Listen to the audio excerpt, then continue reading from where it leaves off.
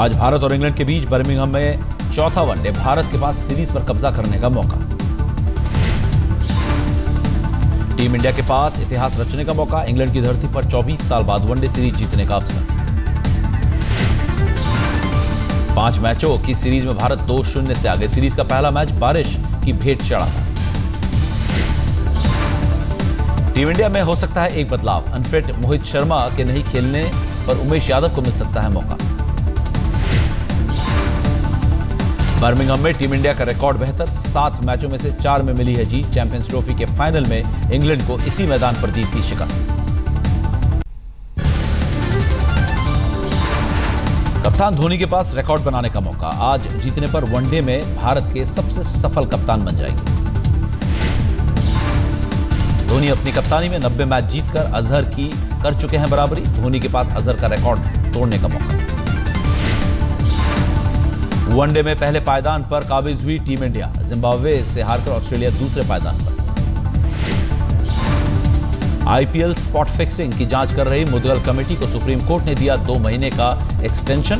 अब 10 नवंबर को कमेटी सौंपेगी रिपोर्ट। 2 महीने की मोहलत मिलने पर जस्टिस मुदगल ने कोर्ट को जताया आभार, का हम तय समय पर अपनी रिपोर्ट सौंप देंगे। प्रधानमंत्री नरेंद्र मोदी के जापान दौरे का चौथा दिन, टोक्यो के सेक्रेड हार्ट यूनिवर्सिटी के छात्रों से हुए मुखातिब। मोदी ने छात्रों को भारत की संस्कृति के बारे में बताया, कहा हमारे यहां महिलाओं को देवी माना जाता है। एकमात्र भारत ऐसा देश है जहां स्त्री भगवान की कल्पना की है, गॉडेस का कंसेप्ट है। जापान के सम्राट के साथ भी मुलाकात करेंगे प्रधानमंत्री मोदी, दोनों देशों के आपसी रिश्तों पर होगी चर्चा। मोदी आज टोक्यो में विवेकानंद कल्चरल सेंटर की रखेंगे आधारशिला। टोक्यो में रह रहे भारतीयों से भी करेंगे मुलाकात।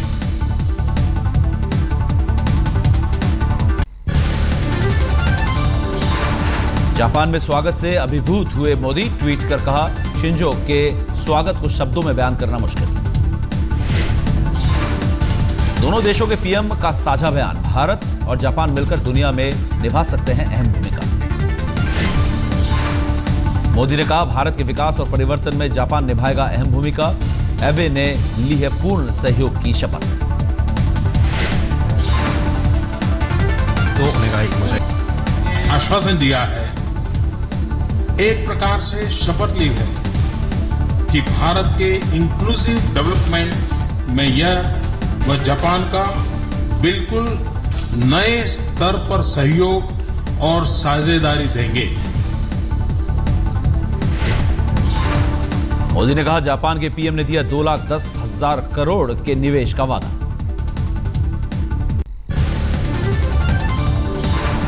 मानव संसाधन विकास मंत्रालय ने मोदी के भाषण पर देश भर के स्कूलों को दिया सर्कुलर। सर्कुलर में दिया गया आदेश, 5 सितंबर को सभी स्कूलों में बच्चों को लाइव दिखाए नरेंद्र मोदी का भाषण। शाम 3 बजे से 4:45 तक चलेगा मोदी का कार्यक्रम। स्कूलों ने समय पर जताया ऐतराज। स्कूलों के ऐतराज पर मानव संसाधन मंत्री स्मृति ईरानी का बयान, बच्चों को जोर जबरदस्ती रोकने के लिए नहीं है सर्कुलर। स्मृति ईरानी ने ऐतराज पर जताई हैरानगी, कहा पीएम बच्चों से करेंगे बात तो इस पर सियासत क्यों।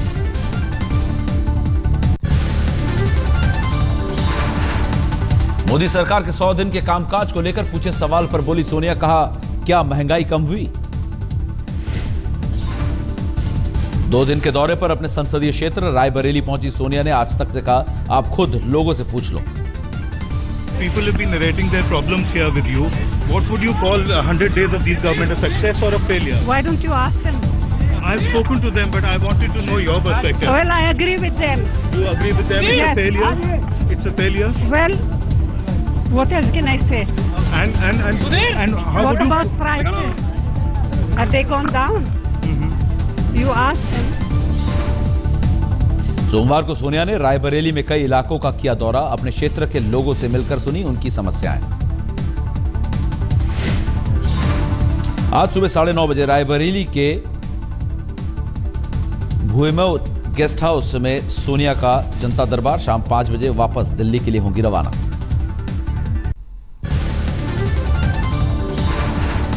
लव जिहाद मामले पर बोली केंद्रीय मंत्री उमा भारती। कहा, इस तरह की घटनाओं पर दोनों समुदाय के धर्मगुरु निर्णय ले तो अच्छा।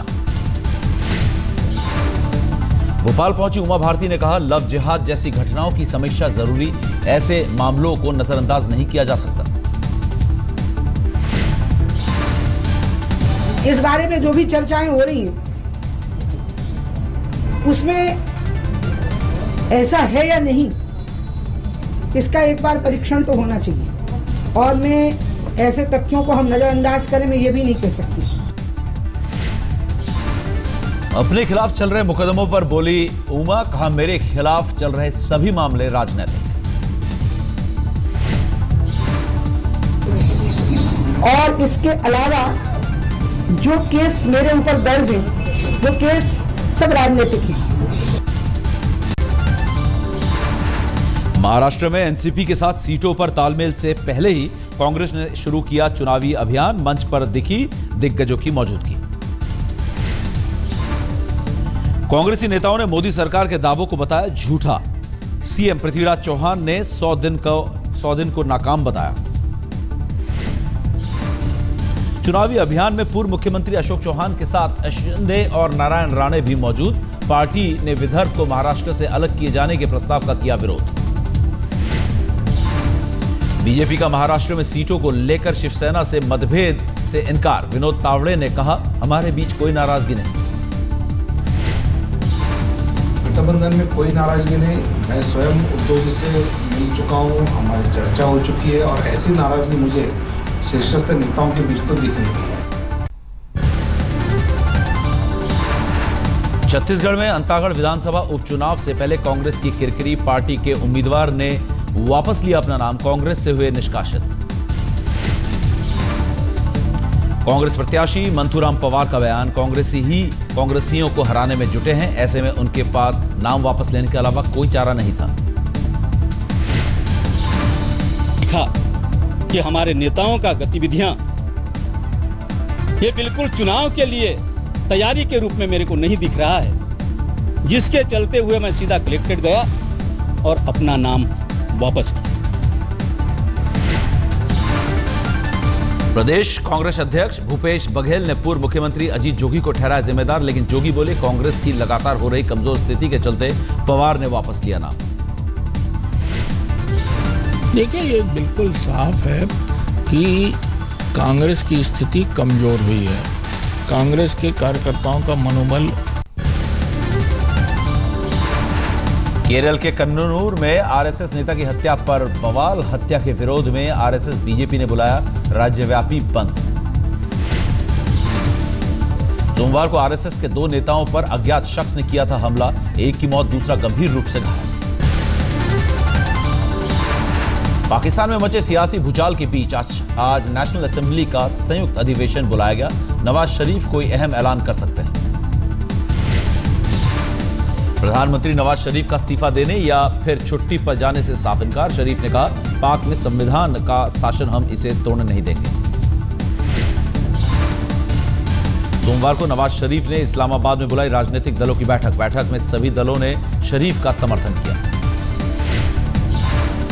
पाक आर्मी ने आंदोलन को समर्थन देने की अटकलों को सिरे से किया खारिज। कहा, फौज एक गैर राजनीतिक संस्था, हमने कई मौकों पर लोकतंत्र का साथ दिया है।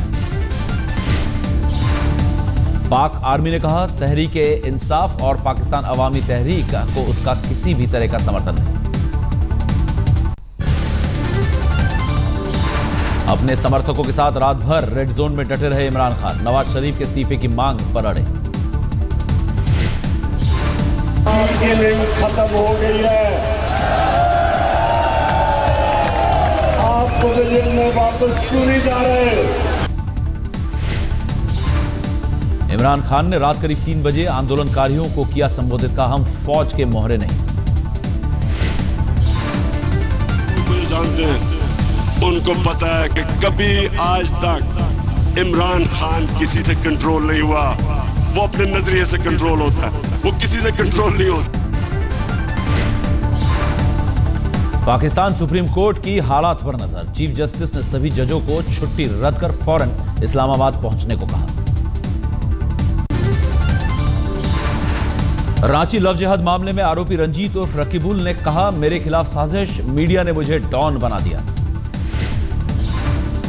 सोमवार को रकीबुल की कोर्ट में हुई पेशी। अदालत ने 3 दिन की पुलिस रिमांड में भेजा।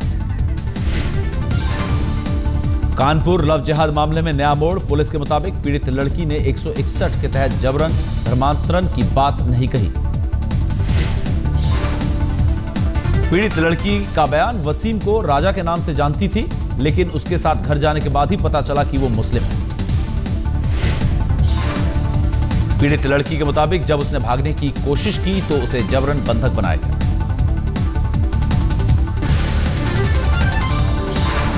झारखंड के सिमडेगा में नक्सलियों के साथ पुलिस की मुठभेड़। 2 नक्सली मारे गए, 3 घायल। गुप्त सूचना मिलने पर पुलिस ने की कार्रवाई। सीआरपीएफ के साथ मिलकर नक्सलियों पर बोला हमला। नक्सलियों के पास से भारी मात्रा में हथियार बरामद। 7 राइफल, 3 देसी पिस्टल के साथ 60 जिंदा कारतूस भी बरामद। कश्मीर के पुलवामा में सुरक्षा बलों की आतंकियों से मुठभेड़। 2-3 आतंकियों के छिपे होने की खबर। दोनों ओर से भारी गोलीबारी। सुरक्षा बलों ने पूरे इलाके की घेराबंदी की।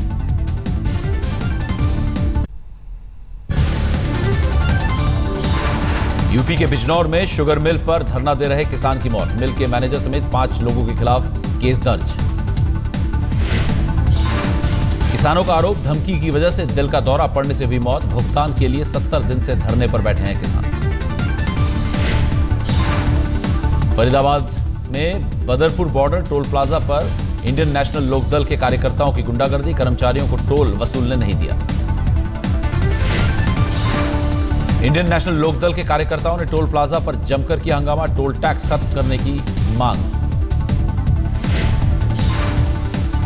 राजस्थान के श्रीगंगानगर में भारत पाक सीमा पर संदिग्ध अवस्था में घूम रहा एक शख्स गिरफ्तार। पूछताछ में खुद को एयरफोर्स में विंग कमांडर बताया।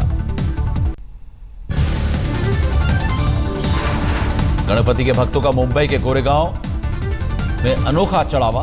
552 किलो का बनाया मोदक।